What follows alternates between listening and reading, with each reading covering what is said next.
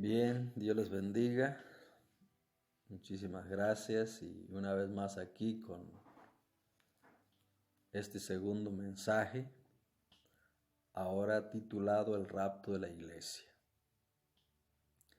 Basado en 1 Tesalonicenses 4, 16 y 17, que dice así: Porque el Señor mismo, con voz de mando, con voz de arcángel y con trompeta de Dios, descenderá del cielo, y los muertos en Cristo resucitarán primero. Luego nosotros, los que vivamos, los que hayamos quedado, seremos arrebatados juntamente con ellos en las nubes para recibir al Señor en el aire, y así estaremos siempre con el Señor. El rapto de la iglesia es el tópico más maravilloso de la bienaventuranza de los salvos, muertos y vivos. Pero no por eso, y quizás por eso, es muy controversial, tanto que algunos lo niegan, y entre los que sí creen están divididos en cuanto al tiempo. Algunos creen que será antes de la gran tribulación, otros a la mitad de esta, pero otros al final de la gran tribulación. ¿Por qué tanta diferencia? Hay dos razones principales, es decir, la gran tribulación, de la cual nos narra Apocalipsis 12:12, que dice así: Por lo cual alegraos cielos y los que moráis en ellos, ay de los moradores de la tierra y del mar, porque el diablo ha descendido a vosotros con gran ira, sabiendo que tiene poco tiempo. El segundo punto con relación a la ira de Dios, sintetizado en Apocalipsis 15:7, que dice así: Y uno de los 4 seres vivientes dio a los 7 ángeles 7 copas de oro, llenas de la ira de Dios, que vive por los siglos de los siglos. Y todo el capítulo 16 del libro de Apocalipsis nos narra este asunto. Son dos cosas muy diferentes, pero cuando se confunden o se revuelven, es muy difícil entender la profecía. La gran tribulación es la ira del diablo, el anticristo o la bestia, su ejército y sus seguidores contra el pueblo de Dios, tanto judío como la iglesia. La ira de Dios es la destrucción del trono del anticristo, su ejército y sus seguidores. Por lo tanto, entendiendo la diferencia, es sencillo saber que la iglesia no pasará por la ira de Dios, según 1 Tesalonicenses 5:9 y otros pasajes. Porque no nos ha puesto Dios para ira, sino para alcanzar salvación por medio de nuestro Señor Jesucristo. Pero sí por la gran tribulación, y aún de esta hay promesas para ser librados en ella, no de ella, según Apocalipsis 3:10, que dice de la siguiente manera: Por cuanto has guardado la palabra de mi paciencia, yo también te guardaré de la hora de la prueba que ha de venir sobre el mundo entero, para probar a los que moran sobre la tierra. Este pasaje es uno de los que se evocan para asegurar que no se pasará por la gran tribulación, pero en el desarrollo de este sermón sabremos que solo se refiere a lo que ya hemos mencionado.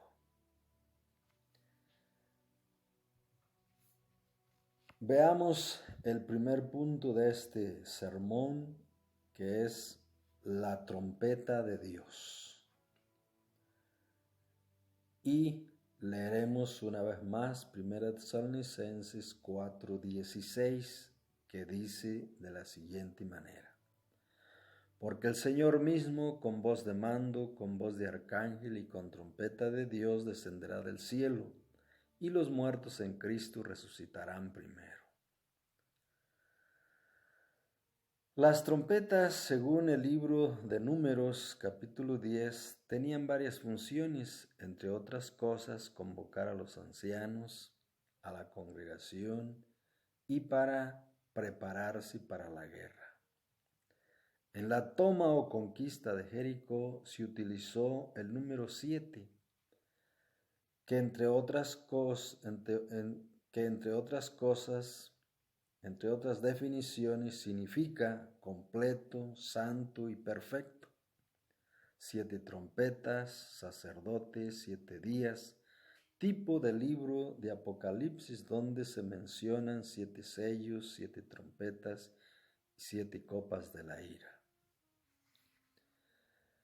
Bien, considerando la final trompeta,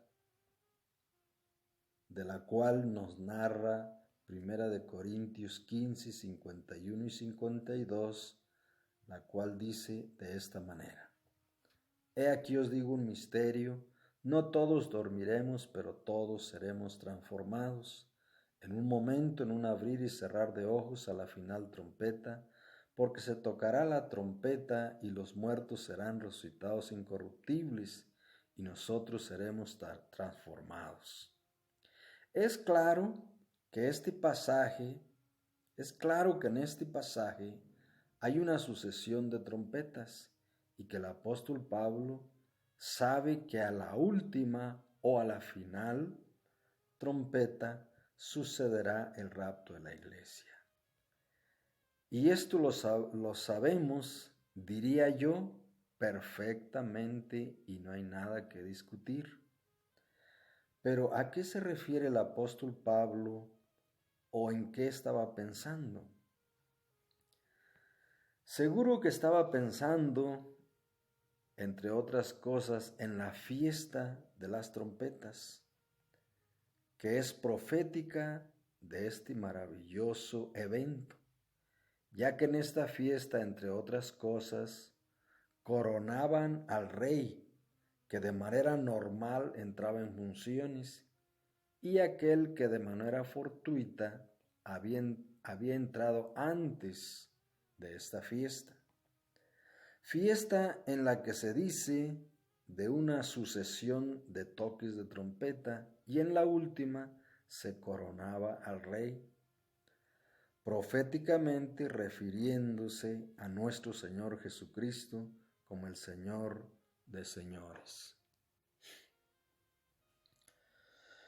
Consideremos el preámbulo a la séptima trompeta del libro de Apocalipsis según el capítulo 10 y verso 7, que dice así: sino que en los días de la voz del séptimo ángel, cuando él comience a tocar la trompeta, el misterio de Dios se consumará, como él lo anunció a sus siervos los profetas. Hay muchos que, conociendo las reglas de interpretación, es decir, de la hermenéutica, las violan al no aceptar que las trompetas de Apocalipsis, a la final trompeta, será el rapto de la iglesia. Porque al aceptarlo tendrían que aceptar que la iglesia pasa por la gran tribulación. Sin embargo, este versículo 7 del capítulo 10 de Apocalipsis deja claro si es la final trompeta a la que se refiere el apóstol Pablo, inspirado por el Espíritu Santo. Veamos, por ejemplo, que dice toda la narrativa de Apocalipsis 11, 15 al 18 que habla de la final trompeta.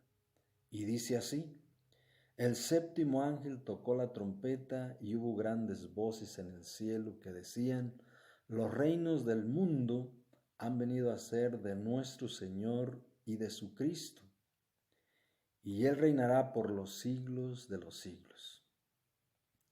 Y los 24 ancianos que estaban sentados delante de Dios en sus tronos, se postraron sobre sus rostros y adoraron a Dios, diciendo: Te damos gracias, Señor Dios Todopoderoso, el que eras, el que eras, el que eres y el que ha de venir, porque has tomado tu gran poder y has reinado. Y se hallaron las naciones y tu ira ha venido, y el tiempo de juzgar a los muertos y de dar el galardón a tus siervos los profetas, a los santos y a los que temen tu nombre, a los pequeños y a los grandes, y de destruir a los que destruyen la tierra. Hasta antes del cumplimiento de este pasaje, el Señor reinó en los corazones de los hombres y mujeres salvos. Pero aquí los reinos del mundo han venido a ser de Él y reinará por siempre. Y también es el tiempo de la recompensa y el juicio de los muertos, y de dar el galardón a sus siervos los profetas, los santos, a los que temen su nombre, a los pequeños y grandes, y destruir a los que destruyen la tierra. Es difícil entender a los que no aceptan que esta no sea la trompeta del rapto de la iglesia. El rapto es visto desde diferentes facetas. Antes de esta trompeta, es decir, la séptima, en un resumen de 3 años y medio de ministerio de 2 profetas, o conocidos como los 2 testigos, mueren y después de 3 días y medio resucitan, es decir, en el rapto de la iglesia, de acuerdo con Apocalipsis 11, 11, 12, que dice así: Pero después de 3 días y medio entró en ellos el espíritu de vida enviado por Dios, y se levantaron sobre sus pies, y cayó gran temor sobre los que los vieron. Y oyeron una gran voz del cielo que les decía: Subid acá. Y subieron al cielo en una nube, y sus enemigos los vieron. Esto lo explicaré en el siguiente mensaje llamado El día y la hora. Pasemos al siguiente punto, que son las 3 resurrecciones. Basado en 1 Corintios 15, 22 al 24, que dice así: Porque así como en Adán todos mueren, también en Cristo todos serán vivificados, pero cada uno en su debido orden. Cristo las primicias, luego los que son de Cristo en su venida. Luego el fin, cuando entregue el reino al Dios y Padre, cuando haya suprimido todo dominio, toda autoridad y potencia. Este pasaje habla de 3 resurrecciones y de su orden, y no habrá más de este tipo. Puede haber muchas como la de Lázaro, donde resuciten y después vuelvan a morir, pero nunca como esas 3, donde nunca más volverán a morir. Amén. Y dice así: Cristo las primicias, hecho que sucedió hace casi 2000 años. Enfatizo, la segunda, los que son de Cristo en su venida.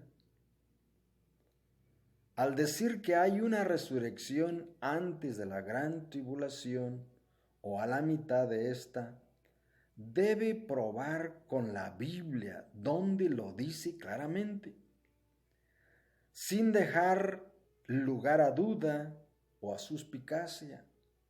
De no ser así, es antibíblico y por lo tanto no es doctrinal. La tercera de estas tres resurrecciones, según el versículo 24, dice así: luego el fin, cuando entregue el reino al Dios y Padre, cuando haya suprimido todo dominio, toda autoridad y toda potencia. De las dos resurrecciones que faltan, una será antes del milenio para reinar con Cristo, la segunda después del milenio para entrar al estado eterno. Hay un pasaje paralelo en el libro de Apocalipsis que vamos a leer. Apocalipsis 20 del 4 al 6. Y dice así: y vi tronos y se sentaron sobre ellos los que recibieron facultad de juzgar, y vi las almas de los decapitados por causa del testimonio de Jesús y por la palabra de Dios, los que no habían adorado a la bestia ni a su imagen, y que no recibieron la marca en sus frentes y en sus manos, y vivieron y reinaron con Cristo 1000 años. Pero los otros muertos no volvieron a vivir hasta que se cumplieron 1000 años. Esta es la primera resurrección. Bienaventurado y santo el que tiene parte en la primera resurrección. La segunda muerte no tiene potestad sobre estos, sino que serán sacerdotes de Dios y de Cristo y reinarán con él 1000 años. ¿Cómo desasociar este pasaje de Primera de Corintios 15, 22 al 24? Sí, es clarísimo. Cuando hablamos de pasajes paralelos, estamos diciendo que tratan del mismo tema o enseñanza doctrinal y no de otra cosa. Ahora consideremos un poquito acerca de las bodas del Cordero, algo que se anuncia en el capítulo 19, versos 7 y 8 del libro de Apocalipsis, que dice de esta manera: gocémonos y alegrémonos y démosle gloria, porque han llegado las bodas del Cordero y su esposa se ha preparado, y a ella se le ha concedido que se vista de lino fino, limpio y resplandeciente, porque el lino fino es las acciones justas de los santos. ¿Por qué se anuncia hasta este capítulo del libro? Porque es lógico, es normal, porque es sucesorio. Primero, la preparación de las bodas, las acciones justas de los santos, como el vestido. Luego, en el capítulo 20, la resurrección y finalmente las bodas del Cordero, que no es otra cosa que la unión literal de la Iglesia con el Cordero de Dios, el Rey de Reyes y el Señor de Señores. Por lo tanto, la resurrección de la Iglesia, de la cual nos habla Primera de Tesalonicenses 4, 16 y 17, que dice de esta manera: porque el Señor mismo, con voz de mando, con voz de arcángel y con trompeta de Dios, descenderá del cielo, y los muertos en Cristo resucitarán primero. Luego nosotros, los que vivamos, los que hayamos quedado, seremos arrebatados juntamente con ellos en las nubes para recibir al Señor en el aire, y así estaremos siempre con el Señor. Es la misma de Apocalipsis 20. ¿Nos desanima saber que pasaremos por la gran tribulación? No, porque no deja de ser la bienaventuranza y gloriosa esperanza de los santos. En Apocalipsis 16, 6, 9 al 11, y los sellos como índice del libro, dice así: Cuando abrió el quinto sello, vi bajo el altar las almas de los que habían sido muertos por causa de la palabra de Dios y por el testimonio que tenían, y clamaban a gran voz diciendo: ¿Hasta cuándo, Señor santo y verdadero, nos juzgas y vengas nuestra sangre de los que moran en la tierra? Y se les dieron vestiduras blancas y se les dijo que descansasen todavía un poco de tiempo hasta que se completara el número de sus consiervos y sus hermanos, que también habían de ser muertos como ellos. Me emociona saber que aunque muchos serán destinados para ser mártires y muchos serán muertos, será solo para resucitar en unos días, horas y en algunos hasta en minutos. Hay los dos profetas de los que ya hablamos, que después de 3 días y medio de estar muertos, resucitan. Pienso que habrá alguno que mientras lo decapitan y su cabeza rueda por el suelo, antes de que ésta se detenga, se da el rapto, esa cabeza se levantará y se adhiere a su cuello, y el muerto que hacía unos segundos resucita para ir al encuentro de su Señor, para vivir con Él por los siglos de los siglos. Amén.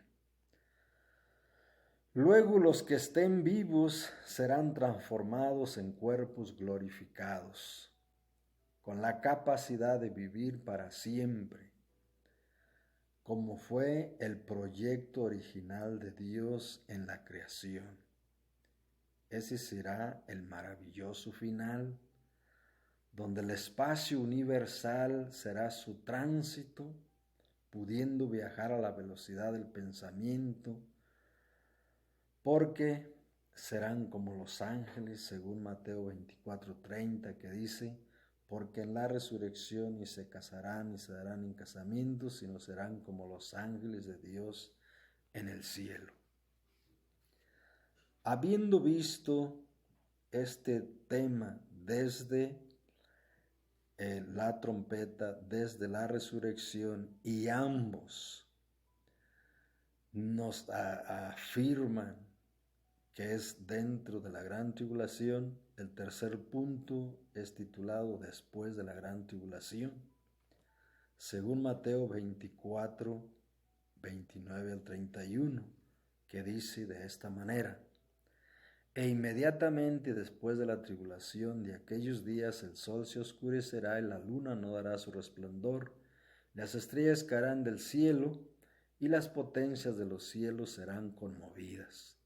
Entonces aparecerá la señal del Hijo del Hombre en el cielo, y entonces lamentarán todas las tribus de la tierra y verán al Hijo del Hombre viniendo sobre las nubes del cielo con poder y gran gloria.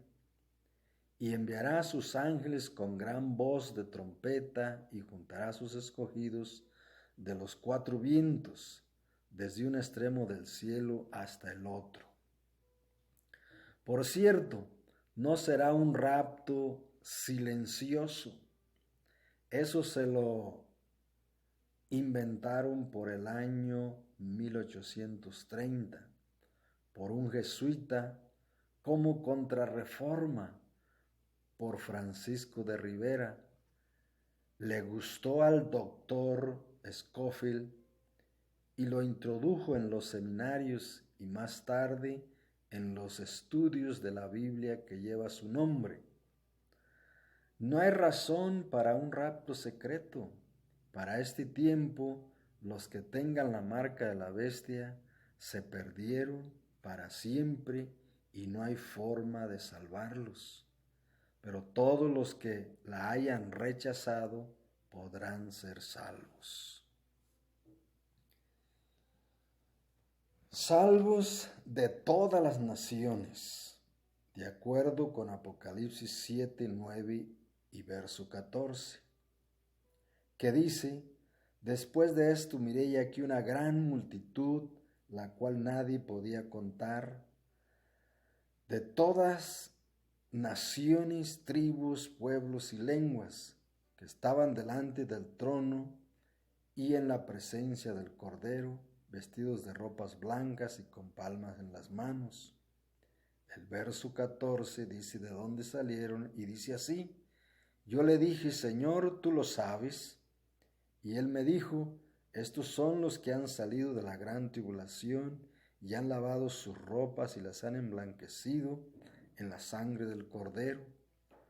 Hoy parece la iglesia algo insignificante o de caricatura.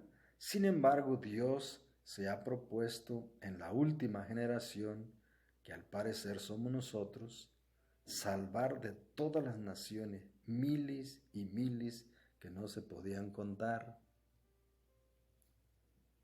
Veamos cómo el Señor viene en las nubes, de acuerdo con y otros pasajes, Apocalipsis 14 y 15.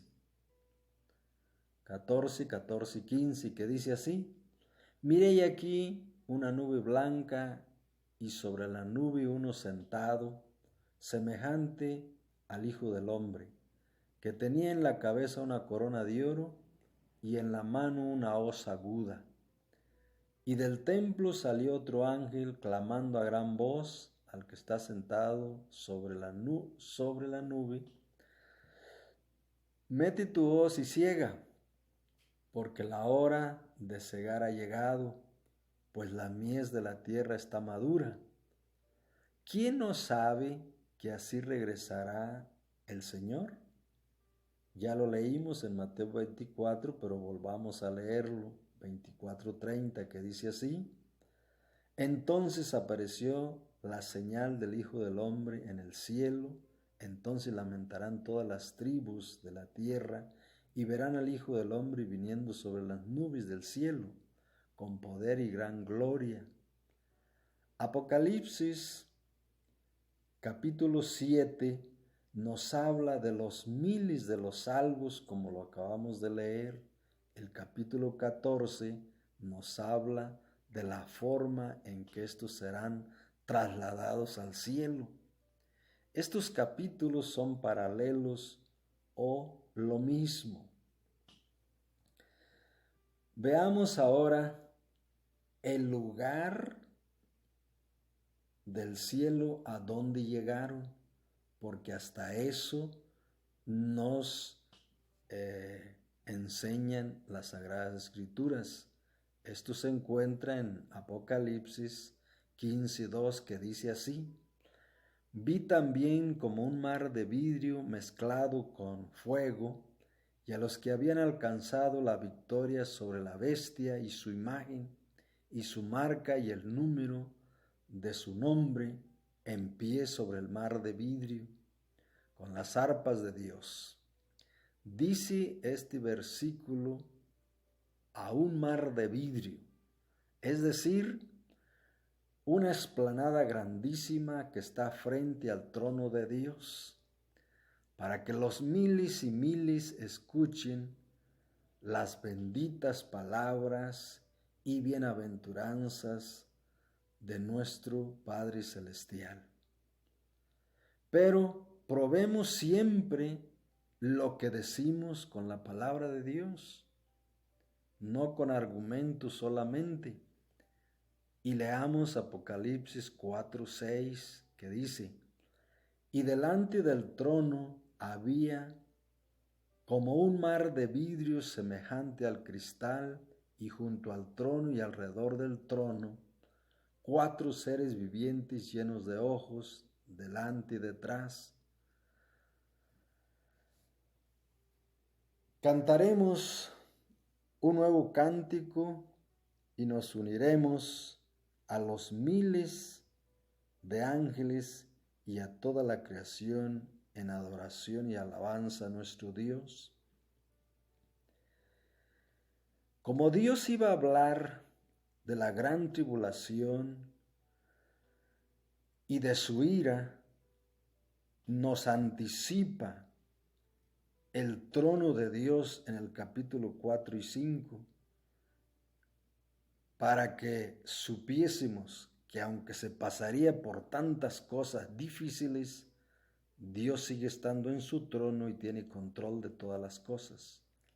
Ahora veamos el capítulo 5, verso 9 al 14, que dice así: y cantaban un nuevo cántico, diciendo: digno eres de tomar el libro y de abrir sus sellos, porque tú fuiste inmolado y con tu sangre nos has redimido para Dios de todo linaje, lengua, pueblo y nación.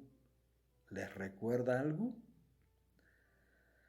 Y nos ha hecho para nuestro Dios reyes y sacerdotes, y reinaremos sobre la tierra.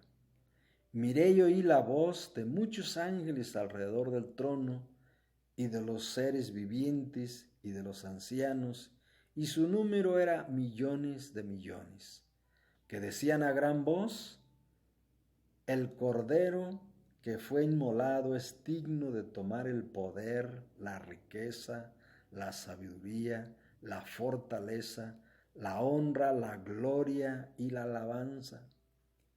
Y a todo lo creado que está en el cielo y sobre la tierra y debajo de la tierra y en el mar, y a todas las cosas que hay en ellos hay, oí decir al que está sentado en el trono y al Cordero sea la alabanza, la honra, la gloria y el poder por los siglos de los siglos.